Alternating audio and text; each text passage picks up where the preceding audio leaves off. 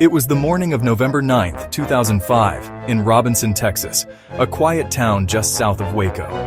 But that morning, peace was shattered by a frantic 911 call. A woman's trembling voice reported something terrible inside her home. Her husband, she said, was bleeding, barely breathing. That call would unravel a shocking story. A family destroyed, a community stunned, and a marriage hiding deadly secrets. This is the case of Darlene and Keith Gentry. Darlene Doskocil was born in 1974, a Texas girl with ambition and charm. Known as the Texas Beauty Queen by classmates, she was bright, driven, and destined for a career in nursing. Keith Gentry, also born in 1974, grew up in Robinson. He was steady, reliable, the kind of man everyone trusted. He studied drafting and welding, later landing a stable job as an engineering assistant. When Darlene and Keith met in college, sparks flew. They fell in love, briefly split, then reunited for good. By 1999, they were married and soon started a family. 3 sons followed: Chase, Cody, and Cade. To neighbors, they looked perfect. A hardworking dad, a devoted nurse, and 3 happy little boys. But under the surface, cracks were forming. Keith had traded a better-paying job that required travel for a lower-paying desk role, just to be home more. The sacrifice weighed on him, while Darlene's spending habits didn't change. Arguments about money became frequent. Tension grew. Still, no one imagined what was about to happen. At 6:11 a.m. on November 9th, 2005, Darlene called 911. She claimed she'd spent the night with the children, not in bed with Keith. When she awoke, she said, she found the back door open, guns missing, and Keith in bed, shot in the head, gasping for life. Paramedics rushed him to the hospital, but 2 days later, Keith Gentry died.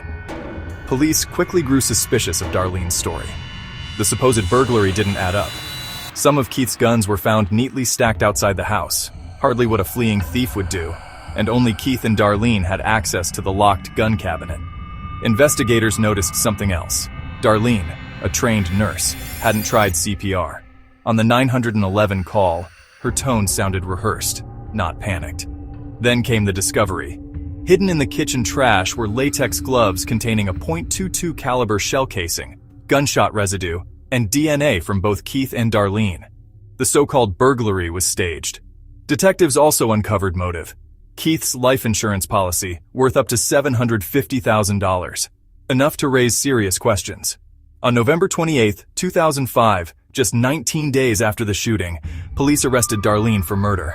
But Keith's grieving parents, still convinced of her innocence, bailed her out.